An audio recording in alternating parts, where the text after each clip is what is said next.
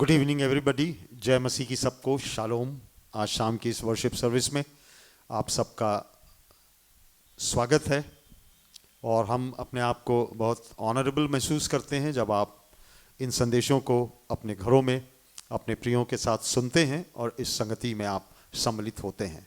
आज शाम के समय में प्रभु यीशु मसीह के नाम से आप सबको ग्रीटिंग्स, आप सबको खुशामदीद। और मेरा विश्वास है कि आप सब अच्छे हैं, भले हैं, व्यवस्थित हैं और स्वस्थ हैं। और आइए आज शाम के समय मिलकर हम सब परमेश्वर की महिमा और स्तुति और बड़ाई करेंगे, कुछ गीतों के द्वारा, कुछ वर्शिप के गीत के द्वारा, संदेश के द्वारा, और जितनी भी हमारी प्रक्रियाएं होती हैं हम सब उसको आज शाम के समय में फॉलो करेंगे। तो मेरी ओर से, राजना भाई की ओर से, मेरे परिवार की ओर से आप सबको ग्रीटिंग्स यीशु मसीह के नाम में। हे परमेश्वर, सियोन में स्तुति तेरी बाट जोहती है और तेरे लिए मन्नतें पूरी की जाएंगी। हे प्रार्थना के सुनने वाले, सब प्राणी तेरे ही पास आएंगे। अधर्म के काम मुझ पर प्रबल हुए हैं, हमारे अपराधों को तू ढांप देगा। क्या ही धन्य है वह जिसको तू चुनकर अपने समीप आने देता है कि वह तेरे आंगनों में वास करे। हम तेरे भवन के अर्थात तेरे पवित्र मंदिर के उत्तम उत्तम पदार्थों से तृप्त होंगे। आइए हम वर्शिप के माध्यम से परमेश्वर की महिमा करें। यह वर्शिप का गीत आप सबों को आता है। आप यदि मेरे साथ आज शाम के समय में बैठे हैं तो अवश्य अपने घर में इस गीत को गाइए। आए हैं हम तेरे चरणों में लेकर हम स्तुति। Hallelujah.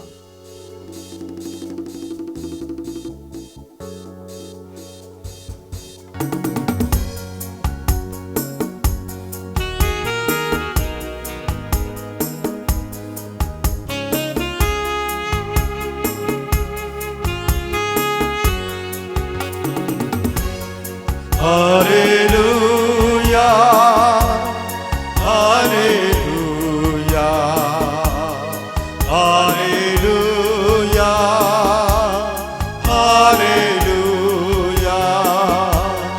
Hallelujah, hallelujah, hallelujah, hallelujah, hallelujah.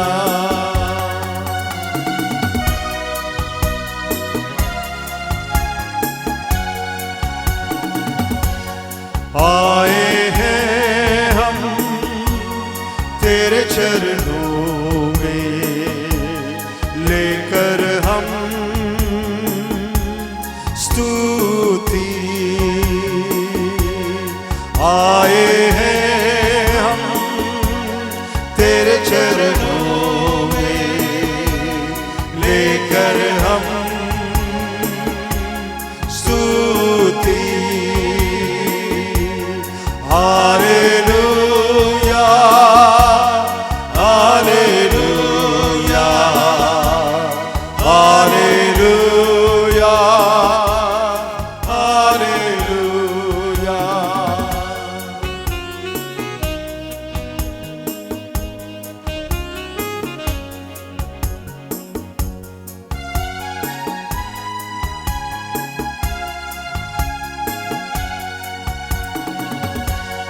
प्यारे मसीहा आशीष दे हमें, आत्मा से तू भर दे हमें।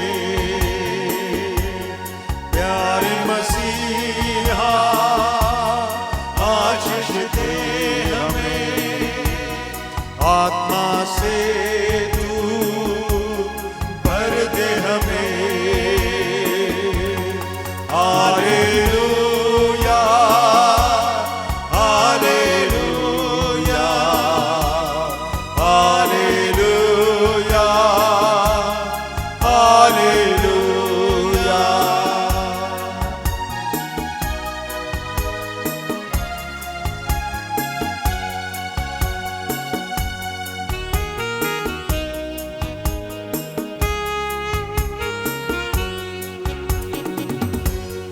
मिलती है हमें तुझसे चंगाइयाँ, देता तू हमें पापों से मुक्ति मिलती है हमें, तुझसे चंगाइयाँ देता तू हमें, पापों से मुक्ति।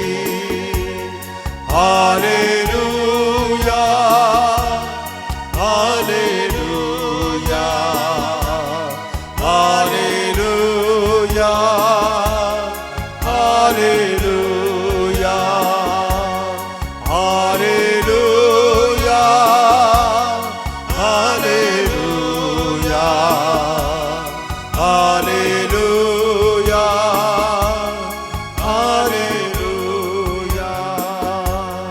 आए हैं हम तेरे चरणों में, लेकर हम स्तुति।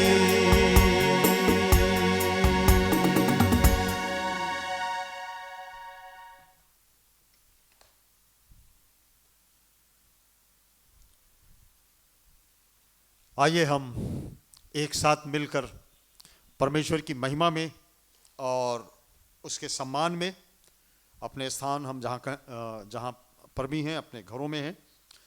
यदि आप मेरे साथ गीत का नंबर 117 निकाल लें तो हम आइए आज शाम के समय में एक साथ मिलकर अपने अपने घरों में बैठे हुए अपने परिवारों के साथ और पूरी मंडली के साथ जो ऑनलाइन में हैं, आप सबों के साथ हम इस गीत को गाएंगे। गीत का नंबर 117, गीत का नंबर 117, 117।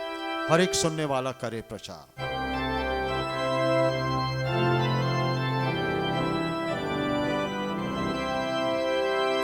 हर सुनने वाला करे प्रचार, सब कहीं फैलावे यसु समाचार। पापी लोग यसु सुनने पावे बारंबार, हर एक आवे यीशु पास। वो ही सबको ग्रहण करेगा, देश विदेश के लोगों को तो ने बता। किसी को वो नहीं करेगा निराश, हर एक आवे यीशु पास। हर एक आने वाला देर ना करे, खुले द्वार के बाहर खड़ा ना रहे। मुक्ति मार्ग में अभी अपना पाँव धरे, हर एक आवे यीशु पास। वो ही सबको ग्रहण करेगा, देश विदेश के लोगों को तो ने बता। किसी को वो नहीं करेगा निराश, हर एक आवे यीशु पास। त्राण का खोजी हो तो यीशु को मान, केवल वो बचाता आदमियों का प्राण। उस पर रख भरोसा जिससे मिलता त्राण, हर एक आवे यीशु पास। वो ही सबको ग्रहण करेगा, देश विदेश के लोगों को तो ने बता। किसी को वो नहीं करेगा निराश, हर एक आवे यीशु पास।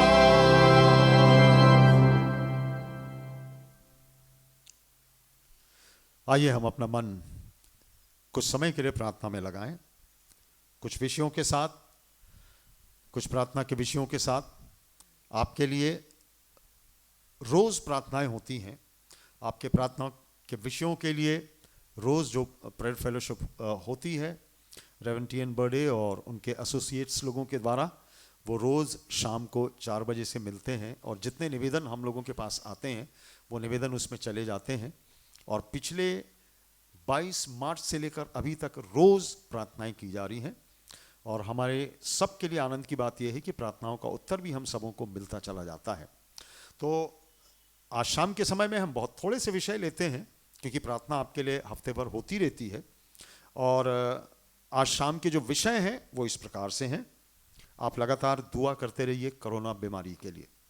आपको समझ में आ रहा है, आप पेपरों को पढ़ रहे हैं, आप मीडिया में देख रहे हैं, न्यूज़ चैनल्स देख रहे हैं कि परिस्थिति भयावह होती चली जा रही है, चाहे वो बिलासपुर में हो, चाहे वो छत्तीसगढ़ में हो, और चाहे पूरे भारतवर्ष में हो और संसार में हो। और ऐसा संभावना नज़र आ रही है कि शायद फिर से लॉकडाउन की स्थिति पुनः ना आ जाए। और इसलिए आपसे अनुरोध है कि अपने आप को आप बचा करके रखें, अपने आप को सुरक्षित रखें। अननेसेसरी बाहर जाने की आवश्यकता नहीं है, और बाहर जाएं तो जितने भी इंस्ट्रक्शंस आपको दिए गए हैं उसका अवश्य फॉलो करें। हम प्रार्थना करेंगे तमाम बीमार लोगों के लिए और पूरे कोरोना वायरस से ग्रसित लोगों के लिए, हमारे समाज के उन सारे डॉक्टर्स और नर्सेस लोगों के लिए जो इस काम में लगे हुए हैं, इस प्रक्रिया में लगे हुए हैं, उनके लिए दुआ आप लगातार करते रहिए। हम विशेष रूप से परमेश्वर पिता को धन्यवाद देंगे हमारी समाज की उन बुजुर्ग महिला के लिए, मिसेस अंबलकर के लिए, जो बीते दिनों प्रभु के पास बुला ली गई। काफ़ी दिनों से वो बीमार थी और उनका फ्यूनरल हुआ और वो परमेश्वर की महिमा में परमेश्वर के साथ बुला ली गई। तो उनके परिवार के लिए, मिसेस अंबलकर और उनके परिवार के लिए हम विशेष धन्यवाद देंगे। जो बीमार लोग हैं, अपने बिस्तरों पर हैं, जो सीनियर लोग हैं, ओल्ड लोग हैं जो शायद आ नहीं सकते, यूथ हैं, चिल्ड्रन हैं, इन तमाम लोगों के लिए अवश्य दुआ करते रहिए। चर्च के लिए दुआ मांगिए, हमारी कलीसिया के लिए, कलीसिया के अगुओं के लिए, लीडर्स लोगों के लिए, कलीसिया के प्रोग्राम्स के लिए, प्रोजेक्ट्स के लिए। परमेश्वर पिता को हम धन्यवाद देते हैं। बहुत ढेर सारी अड़चनें और रुकावटें होती हैं कलीसिया के संचालन में आगे बढ़ने के लिए, पर परमेश्वर समय समय पे हमारा प्रत्युत्तर देता है और उसका समाधान भी करता है। तो बहुत ढेर सारी बातों का परमेश्वर ने समाधान किया है बीते हफ्तों में। हम परमेश्वर को धन्यवाद देते हैं। मिस्टर आदित्य शर्मा के लिए आप अवश्य दुआ कीजिए। आप सब लोगों को शायद उनके बारे में नहीं मालूम है। इंदौर निवासी हैं और जब हमारे नए चर्च का इनॉग्रल हुआ था और आपको एबेनेजर मैगजीन मिली थी, उस मैगजीन के जो प्रिंटर थे वो आदित्य शर्मा थे, जिन्होंने इंदौर से वो मैगजीन बनाकर हमारे लिए सॉवनियर मैगजीन भेजी थी। बीते दिनों परमेश्वर ने उनके घर में एक बेबी गर्ल प्रदान किया और इन भाई ने 1100 रुपये का धन्यवादी भेंट हम सबों को भेजा है, कलीसिया को भेजा है। उन्हें अनुरोध किया है कि उनके लिए अवश्य प्रार्थना की जाए। तो आदित्य शर्मा के लिए आप सब लोग भी अपने घर में दुआ कीजिए। उनकी सुंदर बेटी जो उनके घर में उत्पन्न हुई है, परमेश्वर ने इनाम के रूप में दिया है। परमेश्वर उनके बिजनेस को, उनके कार्य को और भी आगे बढ़ाए और उस बच्ची को और उसकी मम्मी को सुरक्षित रखे। और भी जो दूसरे विषय हैं, आइए हम थोड़ा सा समय प्रार्थना में व्यतीत करेंगे। Let us pray. हमारे सामर्थी और जीवित प्रभु जी, आज शाम के समय में हम तेरे पास आए हुए हैं। इस समय के लिए जो सटपाट है तूने दिया है, हम तेरा धन्य मानते हैं। और आज संध्या के वक्त पूरी मंडली के साथ तूने अनुग्रह दिया कि हम इस माध्यम से मिल सकते हैं, निवेदनों को एक साथ हम तेरे नज़दीक में उठा सकते हैं। प्रभु जी, आज संध्या के वक्त हम अपना समर्पण तेरे हाथ में करते हैं।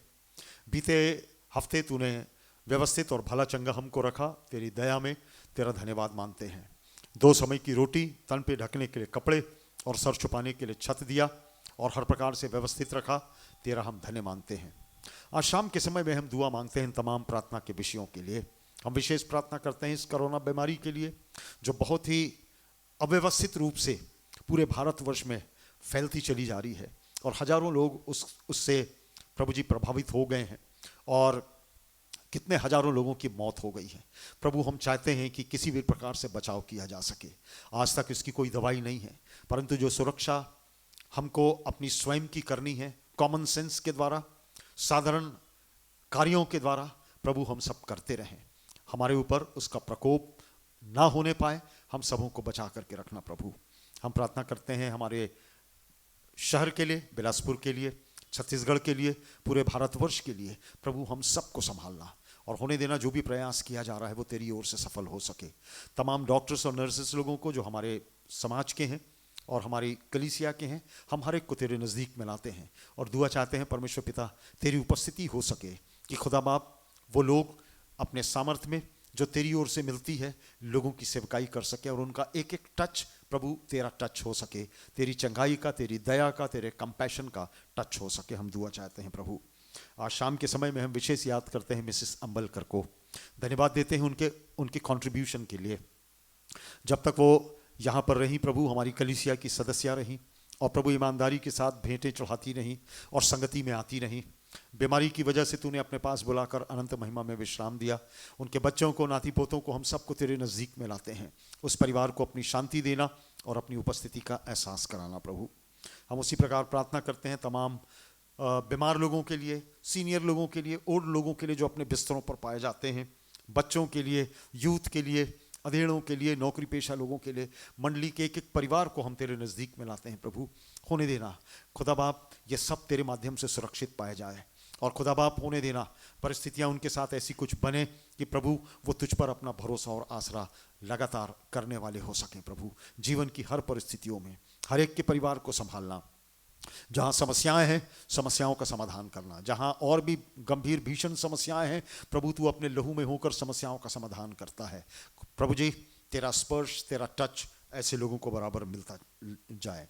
हम कलीसिया के लिए प्रार्थना करते हैं, चर्च के अगुवों के लिए हम प्रार्थना करते हैं, चर्च के विभिन्न घटकों के लिए दुआ मांगते हैं, चर्च के प्रत्येक उन लोगों के लिए दुआ मांगते हैं प्रभु जो चर्च के बेटरमेंट के लिए प्रभु जी लगातार प्रयास होते हैं, चाहे वो धन के द्वारा, चाहे अपनी उपस्थिति के द्वारा, चाहे सहयोग के द्वारा, और चाहे और किसी प्रकार से प्रभु जी सहयोग देने के द्वारा और अपने अनुभवों को हमारे साथ शेयर करने के द्वारा। हम चाहते हैं परमेश्वर कि हम सब एक साथ मिलकर इस कलीसिया को आगे बढ़ाएं और प्रभु तेरी आत्मा की अगुवाई में हम आगे बढ़ने वाले हो सकें।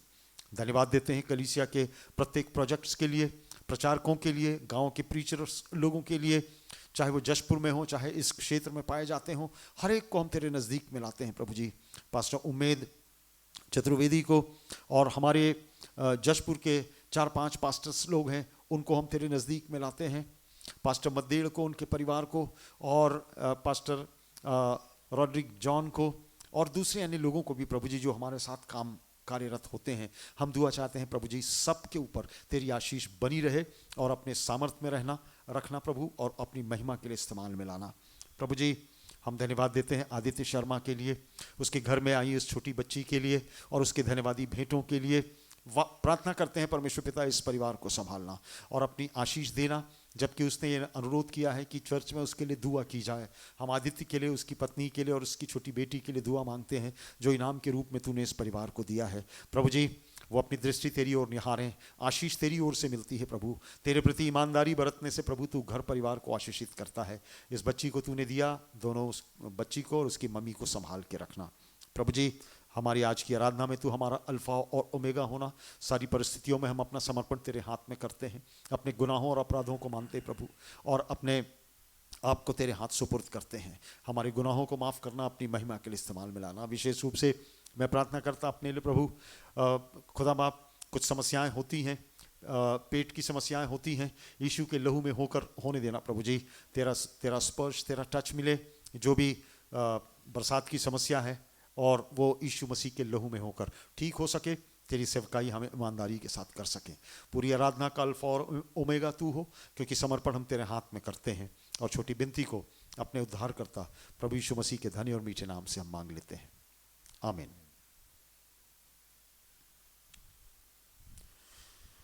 आइए हम अपने आप को तैयार करने के लिए, जबकि हम प्रभु भोज की आराधना में सम्मिलित होंगे, अपने गीत की पुस्तक में से हम निकाल लें गीत का नंबर 113, गीत का नंबर 113, 113, उसको हम गीत गाएंगे ताकि हम अपने मनों को तैयार कर सकें, अपने स्वयं को तैयार कर सकें इस पवित्र ब्यारी में बैठने के पूर्व।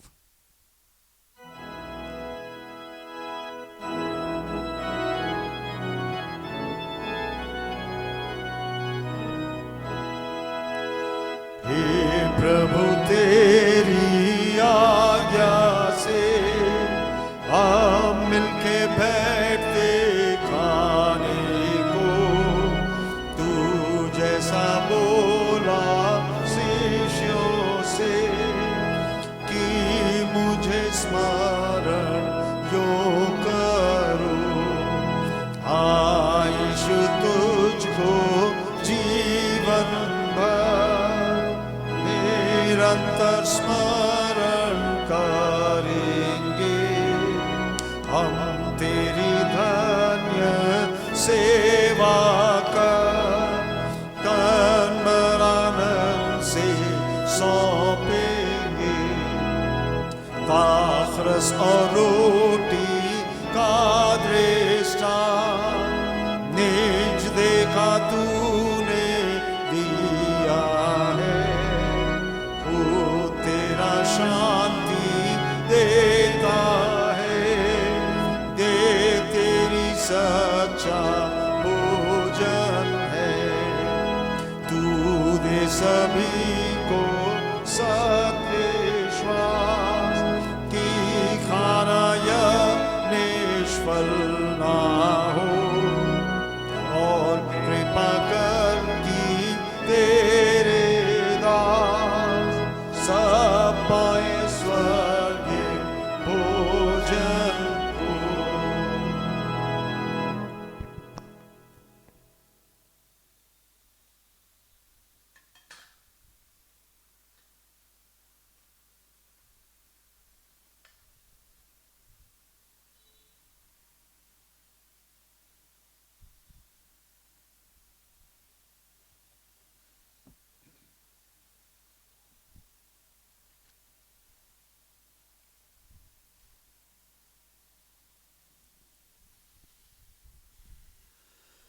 क्योंकि यह बात मुझे प्रभु से पहुंची और मैंने तुम्हें पहुंचा दी कि प्रभु यीशु मसीह ने जिस रात वो पकड़वाया गया, रोटी ली और धन्यवाद करके उसे तोड़ी और कहा, यह मेरी देह है जो तुम्हारे लिए है, मेरे स्मरण के लिए यही किया करो।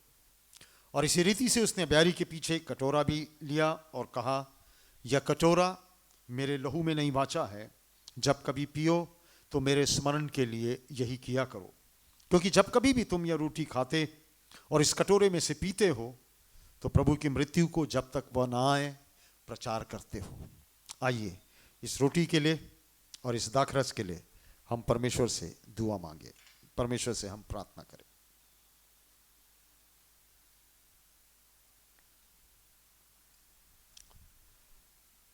हमारे पवित्र पवित्र पवित्र सेनाओं की यहोवा जीवित प्रभु जी, आज संध्या के वक्त हम तेरी देह में सम्मिलित होने के लिए एक साथ इकट्ठे हुए हैं कि प्रभु इस विधि के माध्यम से, इस प्रभु भोज होली कम्युनियन की विधि के माध्यम से प्रभु जी हम तुझको याद कर सकें। और न केवल तुझको याद कर सकें परंतु प्रभु जी जो उद्धार का उपाय तूने प्रभु यीशु मसीह में हम सब के लिए किया था उसको हम स्वयं को याद दिला सकें कि परमेश्वर का मेमना मेरे लिए मारा गया, मेरे लिए गाड़ा गया, मेरे लिए जीवित हो गया, मेरे गुनाहों को उसने माफ किया है। प्रभु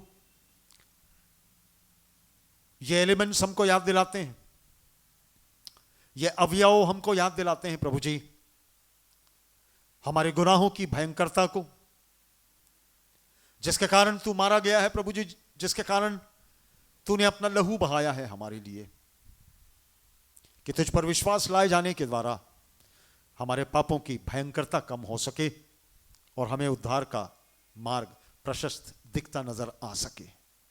हमारे गुनाहों को माफ करना प्रभु, जो लाही रंग के हैं, जो लाल रंग के हैं, हमारे जीवन के कालिख को माफ करना प्रभु जी, जो दाग और धब्बे के समान है। यीशु मसीह का लहू और उसकी देह हमारे लिए पश्चाताप का काम कर सके। समर्पण तेरे हाथ में करते हैं और इस छोटी विनती को अपने उद्धारकर्ता प्रिय प्रभु यीशु मसीह के धन्य और मीठे नाम से हम मांग लेते हैं। सुनो, कबूल कर लेना। आमीन।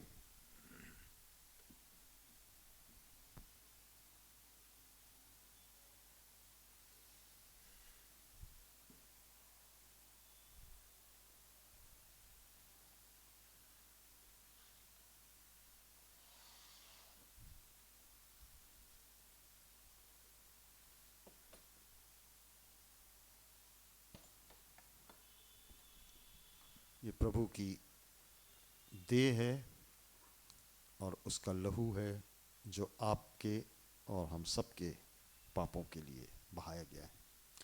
आइए, जबकि हम प्रभु की देह और उसके लहू में सम्मिलित होना मांगते हैं, यदि घर का कोई जन आपके साथ है जो प्रभु भोज देने के लिए सक्षम है आपको, चाहे वो महिला हो हमारी मम्मी हो, दादी हो या दादा हो, पापा मामा हो, जो भी हो, बड़े लोग हों, आपको सर्व करते हैं तो आप उनको दे दीजिए। और आइए हम एक साथ प्रभु की देह में सम्मिलित होवें इस रोटी को लेने के द्वारा और इस दाखरस को लेने के द्वारा।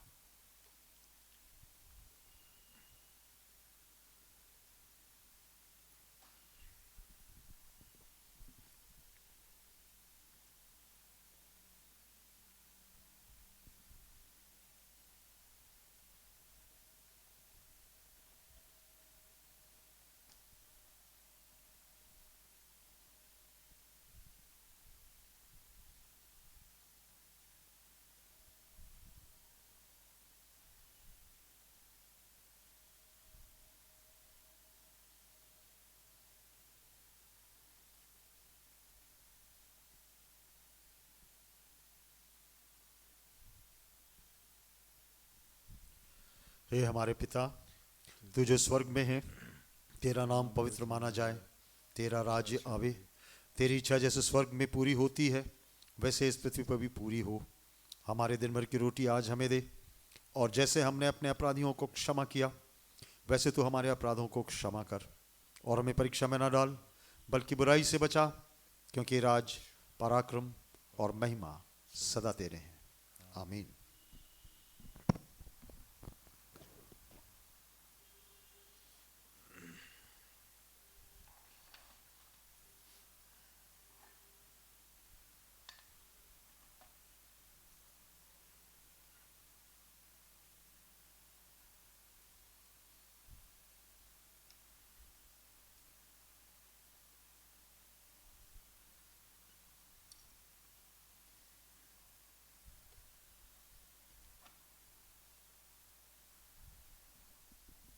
आइए अपनी अपनी भेंटों को और धन्यवादी भेंटों को हम परमेश्वर को देकर परमेश्वर के प्रति अपनी कृतज्ञता प्रकट करेंगे।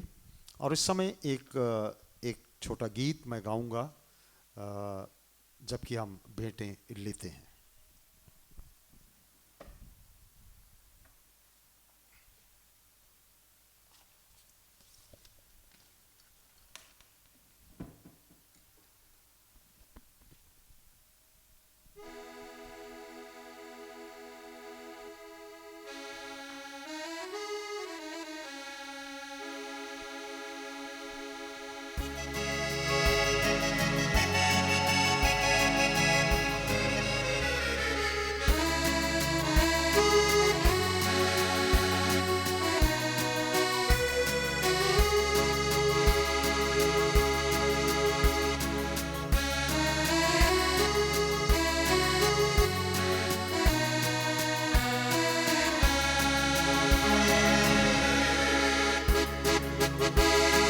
तेरे लिए जिएंगे हम, तेरे लिए ही मरेंगे हम, तेरे लिए जिएंगे हम, तेरे लिए ही मरेंगे हम।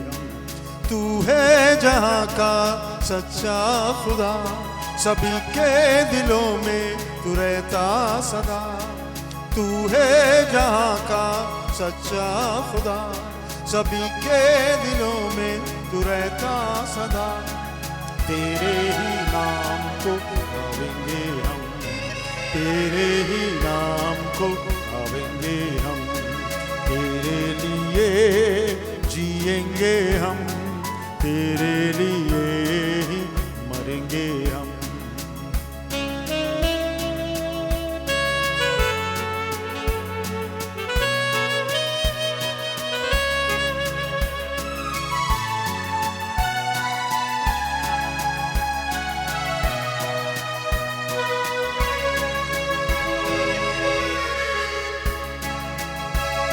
हमारे ही खातिर तुम्हारा गया, हमारे ही खातिर तू गाड़ा गया।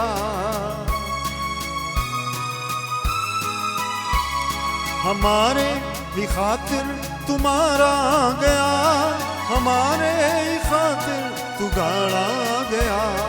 तू है जहाँ का सच्चा खुदा, सभी के दिलों में तू रहता सदा। तू है जहां का सच्चा खुदा, सभी के दिलों में तू रहता सदा। तेरे ही नाम को गावेंगे हम, तेरे ही नाम को गावेंगे हम, तेरे लिए जिएंगे हम, तेरे लिए ही मरेंगे हम।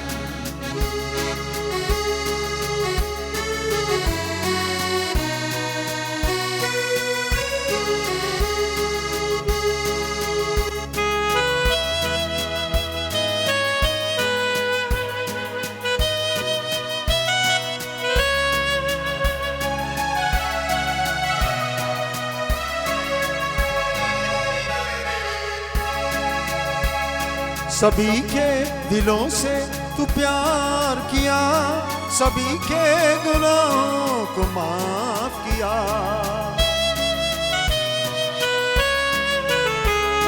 सभी के दिलों से तू प्यार किया, सभी के गुनाहों को माफ किया। तू है जहां का सच्चा खुदा, सभी के दिलों में तू रहता सदा। तू है जहां का सच्चा खुदा, सभी के दिलों में तू रहता सदा। तेरे ही नाम को गावेंगे हम, तेरे ही नाम को गावेंगे हम, तेरे लिए जिएंगे हम, तेरे लिए ही मरेंगे हम, तेरे लिए जिएंगे हम, तेरे लिए ही मरेंगे हम। तू है जहां का सच्चा खुदा, सभी के दिलों में तू रहता सदा। तू है जहां का सच्चा खुदा, सभी के दिलों में तू रहता सदा। तेरे ही नाम को गावेंगे हम, तेरे ही नाम को गावेंगे हम, तेरे लिए जिएंगे हम, तेरे लिए ही मरेंगे हम, तेरे लिए जिएंगे हम, तेरे लिए ही मरेंगे हम।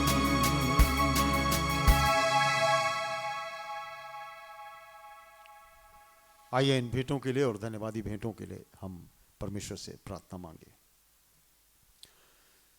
प्रभु, तू जो सारी आशीषों का स्रोत है, केंद्र बिंदु है, आज शाम को हम इन भेंटों को तुझको चढ़ाते हैं प्रभु। और साथ ही साथ हर एक लोगों ने जो अपने अपने घरों में भेंटें चढ़ाई हैं, चाहे उनके माहवारी दान हो, प्रतिज्ञा के दान हो, चाहे खुला दान हो और चाहे धन्यवादी का दान हो, कितने कितने कारण रहे हैं प्रभु जी, लोगों ने धन्यवादी भेंटें चढ़ाई हैं। और हम तो से दुआ मांगते हैं परमेश्वर पिता, हर एक की भेंटों को स्वीकार करना कि प्रभु हम अपना धन्यवादी मन लगातार प्रकट करते रहें। तूने जो आशीष दी तेरा हम धन्यवाद मानते हैं, तूने जो सुरक्षित रखा हम तेरा धन्यवाद मानते हैं। इन भेंटों को स्वीकार करना और अपनी महिमा के लिए, अपनी भरपूरी के लिए प्रभु जी आगे भी इस्तेमाल में लाते रहना। समर्पण तेरे हाथ में करते हैं, इन भेंटों को तेरे हाथ में हम छोड़ते हुए छोटी विनती उद्धार करता यीशु मसीह के धन्य और मीठे नाम से हम मांगते हैं, आमीन।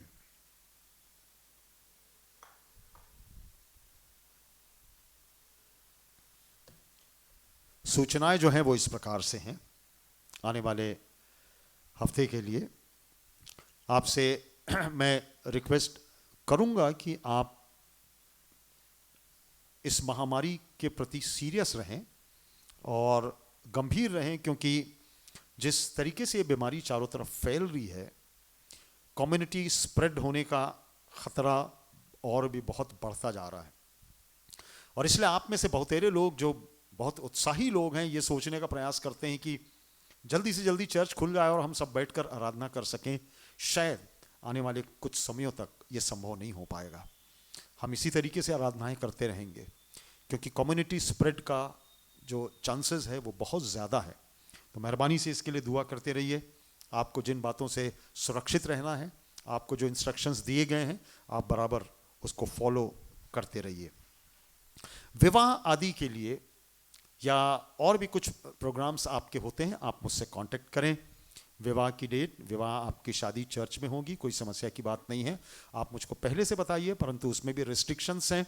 यदि उस समय तक, जब तक आपके विवाह की डेट आती है, 26 अगस्त में एक डेट मेरे पास आई हुई है, देखते हैं उस समय तक अगर सब कुछ व्यवस्थित रहा, अदरवाइज़ बहुत थोड़े से लोग चर्च में उपस्थित हो सकते हैं, 10 या 12, 15, 20 लोग, उससे ज़्यादा नहीं। तो मेहरबानी से मुझसे कांटेक्ट कीजिए और जो भी व्यवस्था की जानी है वो व्यवस्था भविष्य में की जा सकेगी। बर्थडे और वेडिंग एनिवर्सरी कार्ड्स आपको इस समय बहुत लेट मिल रहे हैं, कईयों का समय बीत भी गया, परंतु समस्या ये रही है कि जब वो फरवरी में छपने के लिए गया था और मार्च में हमको मिल जाना था, भाई स्टीफन जॉर्ज ने बहुत ईमानदारी के साथ सब कुछ दे दिया था, परंतु कोरोना की वजह से वो प्रिंटिंग भी नहीं हो पाई थी और किसी भी प्रकार से वो कार्ड्स और वेडिंग एनिवर्सरी कार्ड्स और बर्थडे कार्ड्स हमको मिल गए हैं और वो आपको भेजे जा रहे हैं। तो माफ़ कीजिएगा यदि इन दिनों में 2-3 महीनों में आपको ना मिल पाया हो, आने वाले समय वो कार्ड्स आपको ग्रीटिंग्स के रूप में अवश्य मिलते चले जाएंगे। आपकी ऑफरिंग्स आ रही हैं, अपनी महामारी ऑफरिंग्स दान आप अवश्य लिफाफे में बंद करके और राम कुमार भाई को दे दीजिए या मेरे पास भेज दीजिए या चर्च के किसी अगुवे को दे दीजिए, वो बहुत ईमानदारी के साथ चर्च के फंड में आता है, रसीदें आपको मिलती रहती हैं और आप अपने अपनी भेंटों को अवश्य देते रहिए। जैसा मैं आपको कहता हूं कि अपने घर में जब हम आराधना में बैठते हैं तो खुला दान भी दीजिए और धन्यवादी भी भेंटें चढ़ाइए, जैसा हम चर्च में हमेशा करते रहते थे, और एनवलप में बंद करके उसको दे दीजिए ताकि प्रभु के खजाने में वो सब चीज़ें जाती रहें। आने वाले बुधवार को हमारी बाइबल स्टडी बुधवार को संध्या 6:30 बजे होती है, वैसा ही होगी और आपसे अनुरोध है कि आप उसमें अवश्य उपस्थित हों। जो तीसरा नंबर का चर्च है वो है पेरगमुन का चर्च। आप मेहरबानी से पेरगमुन के चर्च की तैयारी कीजिए, प्रकाशित वाक्य 2:12 से 17 में, और इस हफ्ते जब हम एक साथ मिलेंगे तो हम उसका अध्ययन पुनः प्रारंभ करेंगे तीसरे चर्च का। मैं कुछ प्रश्न आपको देता रहता हूं, उसमें से कई लोगों ने प्रश्नों का जवाब दिया था। बाइबल स्टडी वाले दिन मैं उन लोगों का नाम अनाउंस करूंगा जिन्होंने फर्स्ट, सेकंड, थर्ड इस तरीके से मुझको रिस्पांस दिया था, मैं उस दिन अनाउंसमेंट करूंगा। कुछ लोग हैं जो ईमानदारी के साथ उसको मुझको भेजते रहते हैं।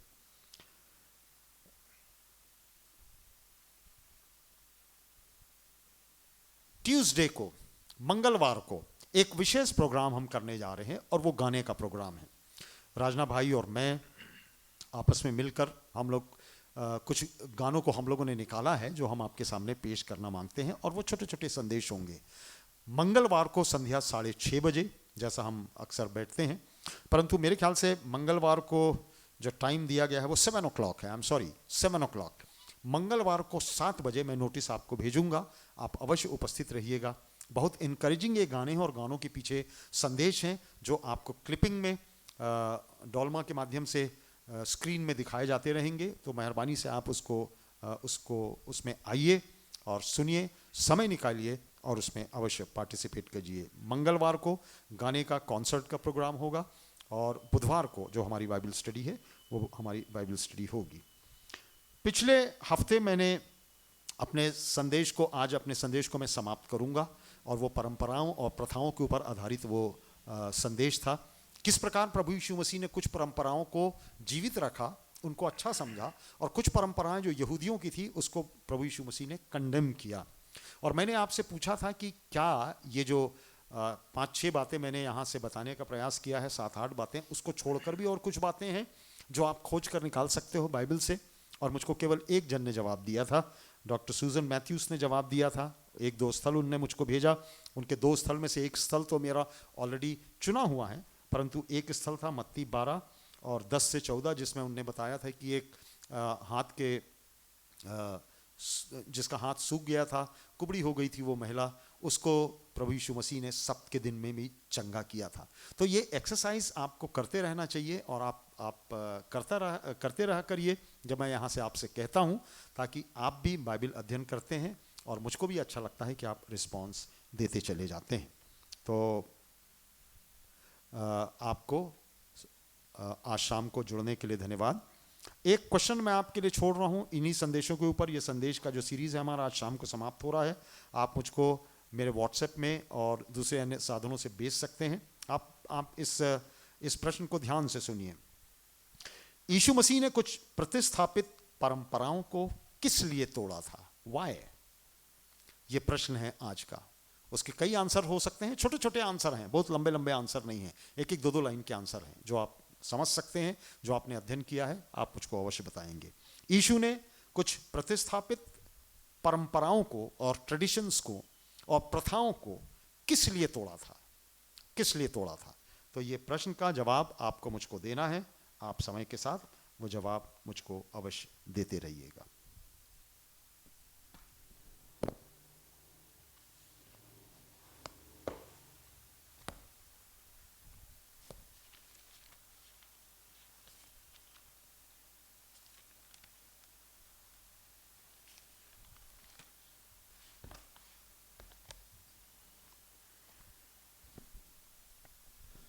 आज संध्या के समय में हम अपने संदेश का आगाज़ करेंगे। और पिछले हफ्ते मैंने आपसे बातचीत किया था और संदेश का जो टॉपिक था वो ये था, Jesus is teaching on traditions, customs and practices. प्रभु यीशु मसीह की शिक्षाएं परंपराओं पर, रीति रिवाजों पर, परिपाटियों पर और प्रथाओं पर। और मैंने आपको 3-4 बातें बताई थी। 4 बिंदु से मैंने आपसे बातचीत किया था कि प्रभु यीशु मसीह ने कैसे प्रथम 2 बिंदुओं में उन परिपाटियों को, उन परंपराओं को जारी रखने का प्रयास किया था, क्योंकि वो परंपराएं अच्छी थी।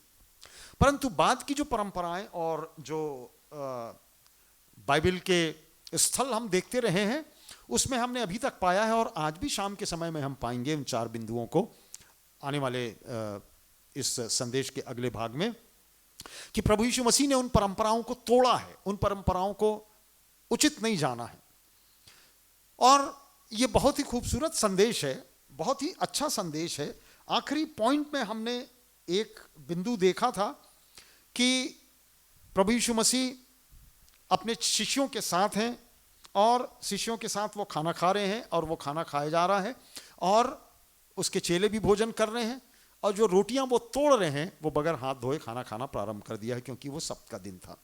और तब प्रभु यीशु मसीह को फंसाने के लिए फरीसियों ने और सदूकियों ने प्रश्न फेंका था और प्रभु यीशु मसीह ने उनको व्यवस्थित जवाब भी दिया था। व्यवस्थित जवाब प्रभु यीशु मसीह ने दिया था।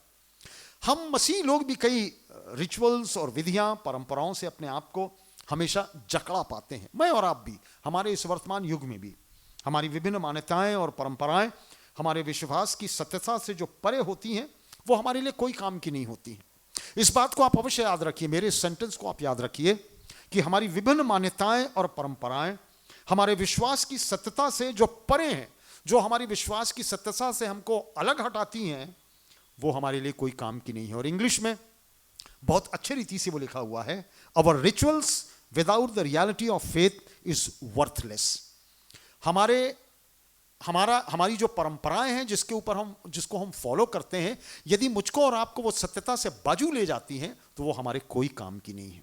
और प्रभु यीशु मसीह यही कुछ करना मांग रहे थे। तो 4 बिंदु हम लोगों ने देखा था, 5, 6, 7, 8। हम 4 बिंदु आज शाम को फिर से यहां पर देखने का प्रयास करेंगे। तो मेरे साथ निकाल लीजिए आप। मैं आपको स्थल देते जाऊंगा। लूका रचित सुसमाचार उसका 13वां अध्याय 10 से 17 आयत तक आपको स्क्रीन में भी वो देखने को मिल जाएगा। अगर आप भूल जाते हैं, कई लोगों ने मुझसे कहा कि आप बहुत जल्दी बोल देते हैं, आप देखते जाइए।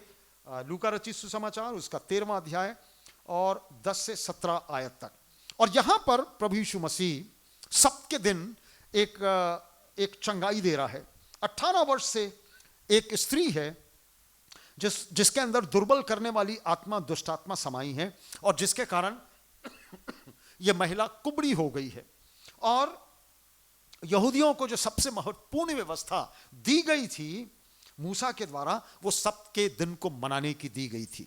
सबसे इंपॉर्टेंट जो बात जो परमेश्वर ने मूसा के माध्यम से जो व्यवस्था दी थी वो ये थी कि ये सब्त के दिन को आपको फॉलो करना है।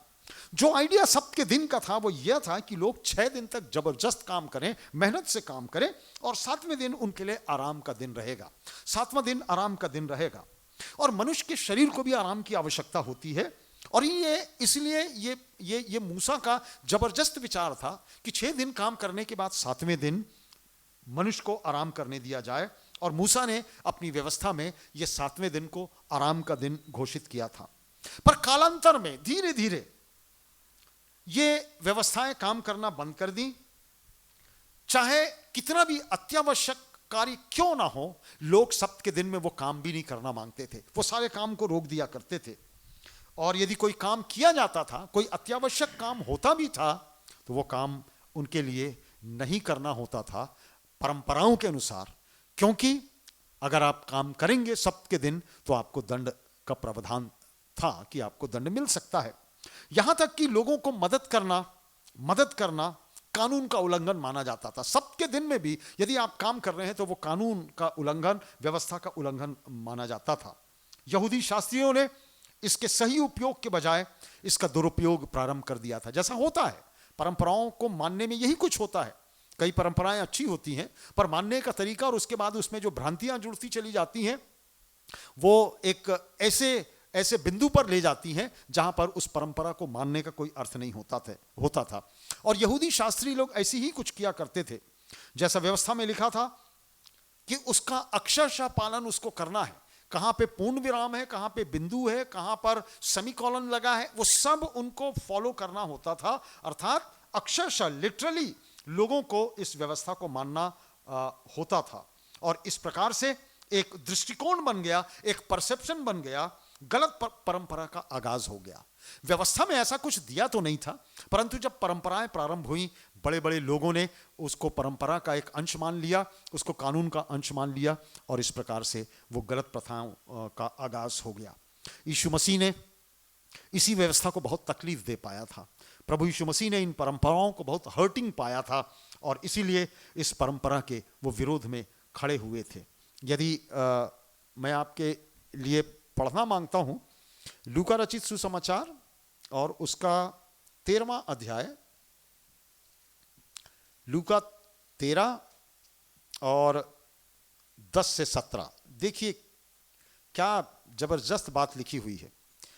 सप्त के दिन वह एक आराधनालय में उपदेश कर रहा था। वहां एक स्त्री थी जिसे 18 वर्ष से दुर्बल करने वाली दुष्ट आत्मा लगी थी, और वह कुबड़ी हो गई थी और इसी रीति से सीधी नहीं हो सकती थी। यीशु ने उसे देखकर बुलाया और कहा, हे नारी, तू अपनी दुर्बलता से छूट गई। तब उसने उस पर हाथ रखे और वो तुरंत सीधी हो गई और परमेश्वर की बड़ाई करने लगी।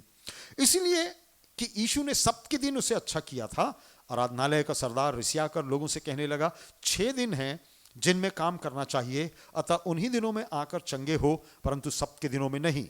यह सुनकर प्रभु ने उत्तर दिया, हे कपटियों, क्या सप्त के दिन तुम में से हर एक अपने बैल या गधे को थाने से खोलकर पानी पिलाने नहीं ले जाता? तो क्या यह उचित ना था कि यह स्त्री जो अब्राहम की बेटी है, जिसे शैतान ने 18 वर्ष से बांधे रखा था, सप्त के दिन इस बंधन से छुड़ाई जाती? तब उसने ये बातें कही और उसके सब विरोधी लज्जित हो गए, और सारी भीड़ उन महिमा के कामों से जो वो करता था आनंदित हुए। और यही प्रभु यीशु मसीह किया करता था, यही प्रभु यीशु मसीह किया करता था। उस स्त्री को उसने चंगा किया। वो कुबड़ी हो गई थी और करीब 18 वर्ष से वो कुबड़ी हो गई थी, और प्रभु यीशु मसीह ने सप्त के दिन उसको चंगा किया था। आज भी इजरायली लोग इस सप्त के दिन को वैसे ही कड़ाई से मानते हैं जैसे हजारों वर्ष पूर्व माना करते थे। अगर आप वहाँ के अस्पतालों के बारे में पढ़ें तो आपको समझ में आएगा कि वहाँ के अस्पतालों में आज की मॉडर्न परिस्थितियों में भी मरीजों को देखने के लिए सप्त के दिन ना वहाँ कोई डॉक्टर्स होते हैं और ना वहाँ कोई नर्सेज होती हैं, परंतु रोबोट्स रखे जाते हैं। वहाँ पर रोबोट्स रखे जाते हैं सप्त के दिन, ताकि रोबोट्स जो हैं वो मरीजों की देखभाल कर सकें। ये शायद एक अच्छे कानून का और रिएक्शन है, ये अच्छे व्यवस्था का और रिएक्शन है यहूदी समाज के द्वारा, जूइश कम्युनिटी के द्वारा। प्रभु यीशु मसीह इन्हीं बातों को तोड़ना मांगते थे। प्रभु यीशु मसीह कह रहे हैं, कानून मनुष्य के लिए है, ना कि मनुष्य कानून के लिए है। कानून मनुष्य के लिए है, ना कि मनुष्य कानून के लिए है। और यही बात प्रभु यीशु मसीह कह रहे हैं। तो जो बड़ा खतरा है वो ये है कि वचन के सही अर्थ को ना समझकर परंपराओं को पालन करना, जो कि सत्य से परे है। परंपराएं अच्छी हो सकती हैं, हमारे ट्रेडिशंस अच्छे हो सकते हैं, परंतु डर ये रहता है कि इसके कारण अनंत सच्चाई छुप ना जाए, हमारी परंपराओं को फॉलो करने के कारण हमारी अच्छी बातें छुप ना जाएं, सत्य छुप ना जाए। और इसीलिए यीशु मसीह चिंतित हुआ करते थे और उन्होंने इन गलत परंपराओं को तोड़ दिया था।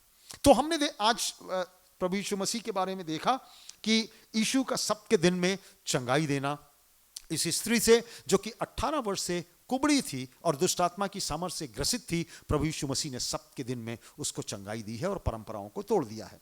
अब अगला स्थल जो है, अगला पॉइंट जो है, यीशु ने कोढ़ियों को चंगा किया और दुष्ट आत्माओं को निकाला।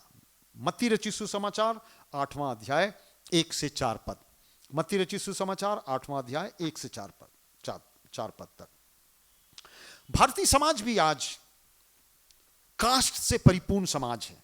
ब्राह्मण, क्षत्रिय, वैश्य, शूद्र, जो ऊपर कास्ट वाले हैं वो सौभाग्यशाली लोग हैं और जो निम्न तबके के लोग हैं वो निकृष्ट और तिरस्कृत लोग हैं। हमारे देश में ये परंपरा हजारों वर्ष से चल रही है। इस्राएली समाज की भी कमोबेश यही परिस्थिति थी, कमोबेश ऐसे ही बंधन उनमें भी था, परंतु उनका विभाजन जो था वो भारत से कुछ भिन्न था। कोढ़ी लोग और दुष्टात्मा से ग्रसित लोग समाज में आ नहीं सकते थे, शहर में घुस नहीं सकते थे, गांव में घुस नहीं सकते थे, लोगों के संपर्क में नहीं आ सकते थे, लोगों से बातचीत नहीं कर सकते थे, लोगों के नजदीक वो नहीं जा सकते थे। और यही कस्टम और प्रैक्टिसेस यहूदी समाज की, जूइश कम्युनिटी की उन दिनों में थी जब प्रभु यीशु मसीह थे। यीशु मसीह मत्ती 8 और 1:4 में कह रहे हैं, यदि आप अपने बाइबल में निकाल कर पढ़ लें, मैं आपके लिए पढ़ देता हूं। मत्ती 8 और उसकी 1 आयत से लेकर और उसकी 4 आयत तक, जहां पर इस तरीका लिखा है 8 1 से 4। जब वह उस पहाड़ से उतरा तो एक बड़ी भीड़ उसके पीछे हो ली, और देखो एक कोढ़ी उसके पास आकर उसे प्रणाम किया और कहा, हे प्रभु, यदि तू चाहे तो मुझे शुद्ध कर सकता है। यीशु ने हाथ बढ़ाकर उसे छुआ और कहा, मैं चाहता हूं तू शुद्ध हो जा। और वह तुरंत कोढ़ से शुद्ध हो गया। एक कोढ़ी को एक यहूदी आदमी छू नहीं सकता था, और एक कोढ़ी एक स्वस्थ आदमी के सामने, और वो भी यहूदी के सामने, जूइश व्यक्ति के सामने आ नहीं सकता था। और प्रभु यीशु मसीह कह रहा है, जब वो पहाड़ से उतरा तो उसने इस कोढ़ी को देखा, वो कोढ़ी उसके पास आया। उन दिनों में ऐसा नहीं हो सकता था। उसने कोढ़ी को छुआ और वो चंगा भी हो गया। लोगों को लगता था कि यह अशुद्ध बात है, लोगों ने बहुत अचंभा किया। ऐसे लोगों के विषय कहा जाता था कि ये कोढ़ी लोग या दुष्टात्मा से ग्रसित लोग कुछ ना कुछ पाप किए हैं, इसलिए कोढ़ उनके जीवन में आया है। कुछ ना कुछ पाप किए हैं, इसलिए दुष्टात्मा उनके अंदर आई हुई है, और इसलिए परमेश्वर उनको सजा के रूप में यह बीमारी दे रहा है। यीशु ने इन भ्रांतियों को तोड़ा था, जबकि उसने उस कोढ़ी को चंगा किया और परंपराओं को तोड़ते हुए बीमारों को चंगा किया था। कितनी अजीब सी बात थी। अगर सोशल स्टिग्मा आपको नजर आता होगा तो इन स्थलों में नजर आता होगा। कितनी तकलीफदेह बात होती होगी उन कोढ़ियों के लिए, उन लोगों के लिए जो कि इन बीमारियों से ग्रसित हुआ करते थे। वो शहर से बाहर कर दिए जाते थे, भूख मर जाते थे, भूख में मर जाया करते थे। कोई उनको भोजन देने वाला होता नहीं था, वो किसी को छू नहीं सकते थे, भीख मांगने वो भीड़ में आ नहीं सकते थे। कौन उनको चंगा देगा, कौन उनको चंगाई देगा, कौन उनसे प्रेम करेगा? But Jesus came to him. ओ प्रभु यीशु मसीह उस कोढ़ी के पास आए और उनको चंगाई उसने दिया। एक यहूदी व्यक्ति एक कोढ़ी के पास पहुंच नहीं सकता था, पर प्रभु यीशु मसीह उसके पास गए और उसको चंगाई दिया। प्रभु यीशु मसीह इस बात पे ध्यान नहीं देते थे कि लोग क्या कह रहे हैं, परंपराएं क्या कह रही हैं, ट्रेडिशंस क्या कह रहा है, प्रथाएं क्या कह रही हैं, व्यवस्था क्या कह रही है। प्रभु यीशु मसीह ने जो उस व्यक्ति की समस्या थी उसको स्पॉट आउट किया और उसको चंगाई दिया। प्रभु यीशु मसीह ने वो ट्रेडिशंस को छोड़ा। अगली बात, 7वीं बात, जक्कई का इंसिडेंस, लूका रचित सुसमाचार उसका 19वां अध्याय 1 से 10, जो हम संडे स्कूल से देखते और सुनते आए हैं। यीशु का जक्कई के साथ भोजन करना। अब उस समय जो टैक्स कलेक्टर्स हुआ करते थे, जो चुंगी लेने वाले हुआ करते थे, वो शासन के द्वारा निर्धारित तमाम गुंडे और बदमाश लोग हुआ करते थे, जो आज भी होते हैं। टोल टैक्स में आप जाइए, नाकों में आप जाइए, आपको सारे डंडेबाज मिलेंगे, सारे गुंडे लोग मिलेंगे जो जो टैक्स कलेक्ट करते हैं, जो जो धन कलेक्ट करते हैं। तो चुंगी लेने वाले टैक्स कलेक्टर ऐसे ही लोग हुआ करते थे, और ऐसे ही लोगों से लोग, जो साधारण लोग हैं, वो लोग घृणा भी किया करते थे। अब इस स्थल में प्रभु यीशु मसीह आ रहा है और जक्कई का अभिवादन वो स्वीकार भी कर रहा है। जक्कई नाटा व्यक्ति था, और नाटे व्यक्तियों का जो जूविश कम्युनिटी थी उसमें उतना उनका परिपक्व स्थान नहीं होता था, उनको निकृष्ट दृष्टि से देखा जाता था, चूंकि वो नाटे थे। और टॉप ऑफ दैट यहां पर जक्कई जो है वो टैक्स कलेक्टर भी है। और तब इस स्थल में यीशु ने जक्कई का अभिवादन किया, बड़ी गर्मजोशी से अभिवादन किया। वो पेड़ पर चढ़ा हुआ था और प्रभु यीशु मसीह ने कहा, तू नीचे उतरा, आज मैं तेरे साथ भोजन करूंगा, तेरे साथ संगति करूंगा, मुझे तेरे घर पर आना है। उस समय धार्मिक लोग और समाज के बड़े लोग बड़े आश्चर्यचकित हुए कि ये कर कैसा रहा है, ये क्यों टैक्स कलेक्टर के साथ अपनी संगति बढ़ाना मांग रहा है, क्यों उसने उसको कहा कि तू नीचे उतर आ, आज मैं तेरे साथ घर में रहूंगा। जक्कई के भ्रष्ट होने के बावजूद यीशु ने उसके पश्चातापी हृदय को देखा था, प्रभु यीशु मसीह ने उसके पश्चातापी हृदय को देखा था और उस पर तरस खाया था। और इस प्रकार एक प्रकार से यीशु ने दो प्रकार के यहूदी परंपराओं के कानूनों को, प्रभु यीशु मसीह ने व्यवस्था को, यहूदियों की व्यवस्था को तोड़ा था। एक प्रथम ये कि भ्रष्ट के साथ भोजन करने वो बैठा है, और दूसरा इस भ्रष्ट के साथ वो प्रेम करना मांग रहा है, उससे प्रेम करना मांग रहा है, उसको प्रेम दिखा रहा है, उसके प्रति वो प्रेम प्रदर्शित कर रहा है। यहूदियों के कानून के अनुसार, रब्बिनिक कानून के अनुसार, उनकी व्यवस्था के अनुसार प्रभु यीशु मसीह ये जो काम कर रहा था वो परंपराओं को और ट्रेडिशंस को और यहूदी जो परंपराएं थी उसको तोड़ने का काम कर रहा था। जक्कई से बात करना मानो एक प्रकार से प्रभु यीशु मसीह एक गलत काम कर रहा है, और प्रभु यीशु मसीह एक दूसरे संदर्भ में मानो इस इंसिडेंस के द्वारा मुझको और आपको यह संदेश दे रहा है कि अपना मन खुला रखो, पाप से घृणा करो, पापी से घृणा मत करो। उन्हें एक मौका अवश्य दिया जाना चाहिए, इन पापियों को एक मौका अवश्य दिया जाना चाहिए। क्यों ना मौका जक्कई को भी दिया जाए, क्यों ना मौका इस टैक्स कलेक्टर को भी दिया जाए, और प्रभु यीशु मसीह उनको वो दे रहा है। व्यवस्था के अनुसार वो मौका नहीं मिल सकता था इस व्यक्ति को, व्यवस्था के अनुसार, यहूदी व्यवस्था के अनुसार उनको मौका नहीं मिल सकता था पश्चाताप का, पर प्रभु यीशु मसीह जक्कई को अपने नजदीक बुलाने के द्वारा, उसके घर में जाने के द्वारा, उसके साथ भोजन करने के द्वारा, उसको स्वीकार करने के द्वारा और उसको प्रेम करने के द्वारा वो यहूदी व्यवस्थाओं का तोड़ने का प्रयास कर रहा है और उसको एक मौका दे रहा है कि वो पश्चाताप कर सके। प्रभु यीशु मसीह ने उसको स्वीकार किया, प्रभु यीशु मसीह ने परंपराओं को तोड़ दिया। कितनी बात है भाई बहनों जो मैं और आप अपने जीवन में करते हैं, उन बातों को किए हुए रहते हैं जिनका कोई अर्थ मेरे और आपके जीवन में होता ही नहीं है। हम ऐसी ऐसी परंपराओं को फॉलो करते हैं जिनका हमारे आत्मिक जीवन से कोई लेना देना होता ही नहीं है। अगली बात, यीशु का सामाजिक निकृष्ट महिला से बातचीत करना, और न केवल एक महिला परंतु कई ढेर सारी महिलाओं से बातचीत करना। यूहन्ना रचित सुसमाचार उसका पहला अध्याय और उसकी 26वीं आयत, यहां पर उस महिला की कहानी दी हुई है और आगे हम और देखते चले जाएंगे। यीशु का सामाजिक निकृष्ट पापी महिला से बातचीत करना। उन दिनों में आपको मालूम है, उन दिनों में जो यहूदी समाज था वो पुरुष प्रधान समाज था और पुरुष लोग महिलाओं से खुलेआम बात कर नहीं सकते थे। विशेषतः निम्न जाति की महिलाओं से यहूदी लोग कभी भी बात नहीं कर सकते थे, और सामरियों से बात करना तो एक पाप माना जाता था यहूदियों की परंपरा के अनुसार। यह बहुत बड़ा पाप था। यह कानून तो नहीं था परंतु उनकी परंपराओं और प्रथाओं पर आधारित नियम था जो यहूदियों को फॉलो करना पड़ता था। अब जब कुएं में पानी भरने की बात आती थी, सारे लोग सुबह के समय में पानी भर के चले जाते थे, पर ये जो अनटचेबल्स लोग हुआ करते थे, सामरी लोग हुआ करते थे, और जो दूसरे कनानी लोग हुआ करते थे, दूसरे अन्य लोग हुआ करते थे, वो दोपहर में जब सुनसान हो जाया करता था वो पानी भरने के लिए आया करते थे। वो महिलाएं पानी भरने के लिए दोपहर में आया करती थीं, परंतु सामरी महिलाओं के लिए यह समय दोपहर का होता था। सामरी लोग दूसरे दर्जे के नागरिक समझे जाते थे। इन्हीं एक समयों में प्रभु यीशु मसीह इस सामरी स्त्री से मुलाकात कर रहा है, और ऐसे समय में कर रहा है जबकि कुएं के पास सुनसान है, और वो समय सामरी स्त्रियों के महिलाओं का पानी भरने का समय है। उन अनटचेबल्स महिलाओं के लिए पानी भरने का समय है जिनको समाज ने तिरस्कृत कर दिया है, जिनको समाज ने नकार दिया है। उन महिलाओं को पानी भरने का समय है। आज गांव में आप जाएं, हमारे यहाँ भी भारतवर्ष में ऐसा ही कुछ होता है और वैसा यहूदी समाज में भी होता था। और अब प्रभु यीशु मसीह दोपहर को उस कुएं के पास बैठे हैं और वहाँ पर वो सामरी स्त्री आ रही है। और आपको मालूम ही वो सामरी स्त्री किस प्रकार की महिला थी। एक तो वो सामरी स्त्री थी, निम्न तबके की महिला थी, यहूदी कानूनों के अनुसार, यहूदी कास्ट सिस्टम के अनुसार। और top of that she was a prostitute. वो कई पतियां कर चुकी थी और एक ऐसा जीवन जी रही थी जो बहुत निकृष्टता का जीवन था। और तब प्रभु यीशु मसीह ने उससे बातचीत किया। यीशु के चेलों के लिए यह घटना बहुत आश्चर्यचकित करने वाली थी। यीशु चिंतित नहीं थे, यीशु बिल्कुल चिंतित नहीं थे कि लोग क्या कहेंगे और क्या बोलेंगे, क्या कहेंगे, परंतु प्रभु यीशु मसीह ऐसे निम्न तबके के लिए चिंतित थे। वे उसे ऊपर लाना मांगते थे, उसके पापों के बारे में उसको बताना चाहते थे, उसको समाज की मुख्य धारा में लाना मांगते थे। और प्रभु यीशु मसीह ने यह परंपरा तोड़ी। बाकी की कहानी आपको मालूम है कि वो सामरी स्त्री कैसे प्रभु के नजदीक आई, सामरी स्त्री ने कभी कैसे प्रभु यीशु मसीह को स्वीकार किया।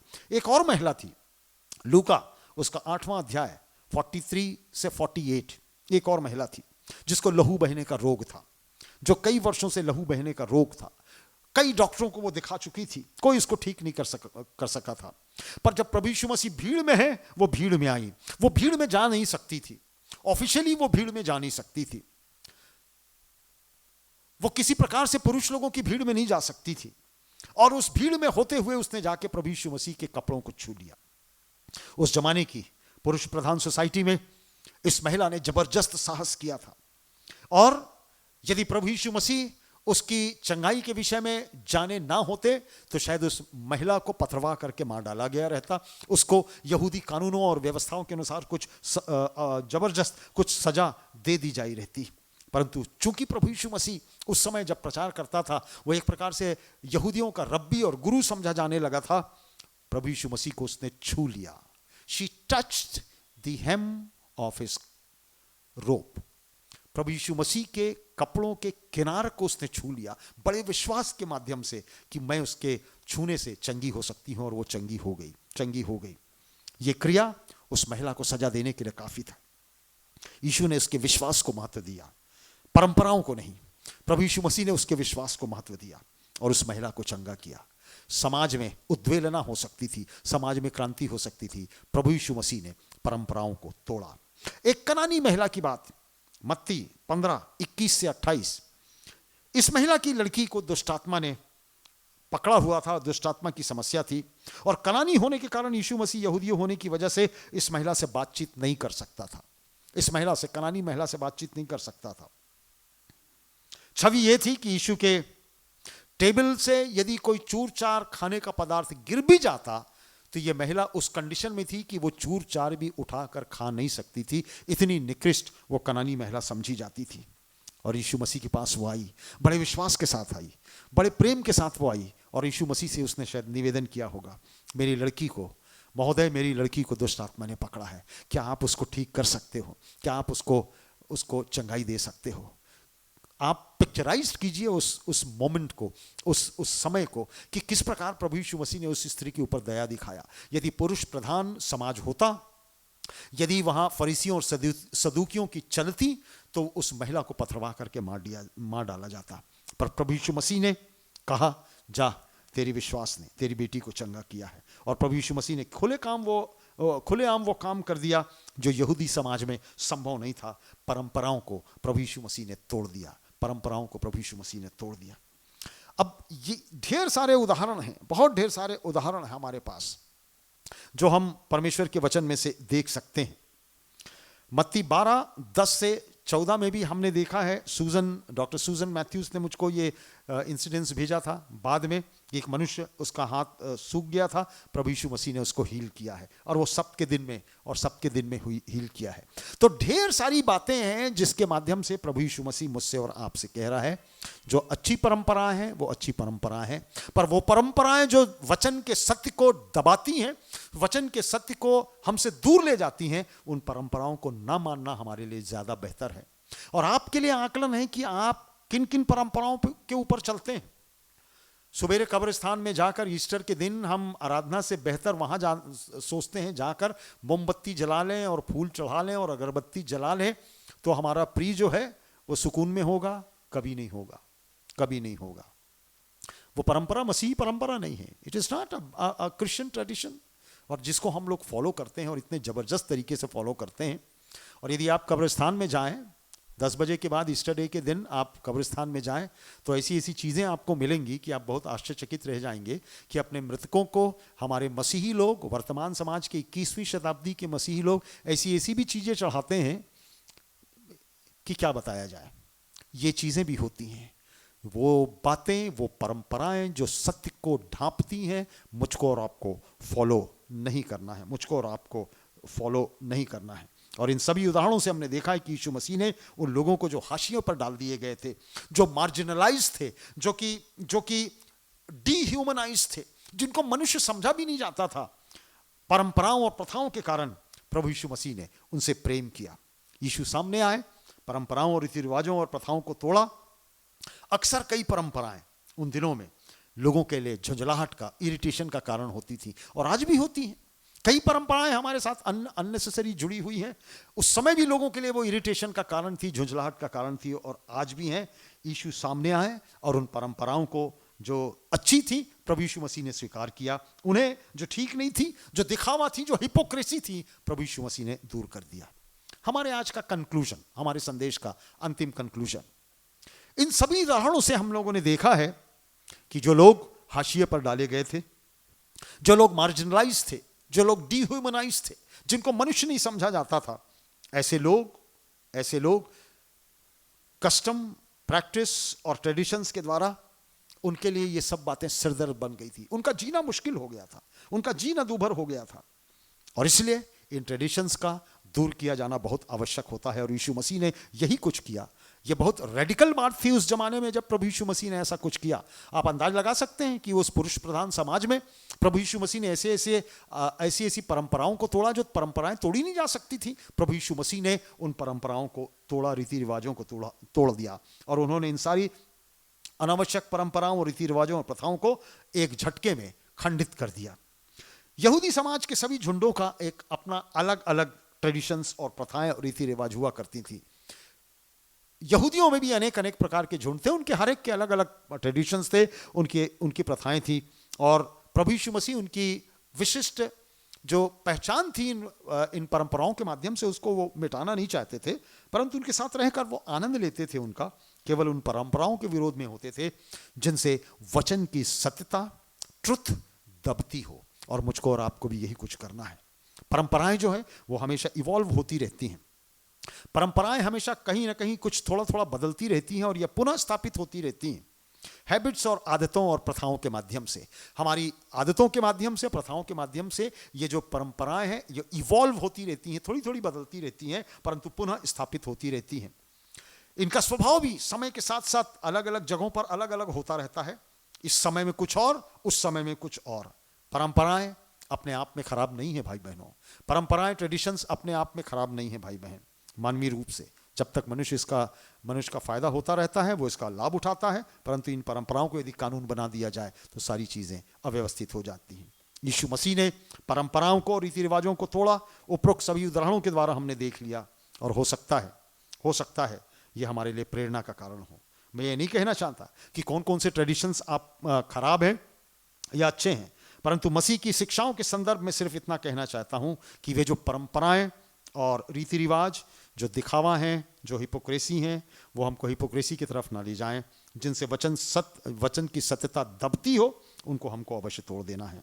चुनाव आपके हाथ में है, चुनाव आपके हाथ में है। आइए हम इन संदेशों के द्वारा परमेश्वर की उपस्थिति का एहसास करें, परमेश्वर को हम धन्यवाद दें, प्रभु यीशु मसीह का धन्यवाद दें। और जो परंपराएं हमारे लिए ठीक नहीं हैं, जो हमारे विश्वास को दबाती हैं, सत्यता को दबाती हैं, let us make them away from us. हम अपने आप से दूर रखें। परमेश्वर का धन्यवाद हो आज के संदेश के लिए। हम एक छोटी दुआ करेंगे क्योंकि जो बैटरी की जो समस्या है वो आ रही है। हम एक छोटी प्रार्थना करके आशीष की प्रार्थना करेंगे और आज के इस सभा को हम समाप्त करेंगे। और अब हमारे परमेश्वर पिता का प्रेम, प्रभु यीशु मसीह का अनुग्रह और पवित्र आत्मा की सहभागिता हम सबों के साथ होती रहे, युगानुयुग होती रहे। आमीन।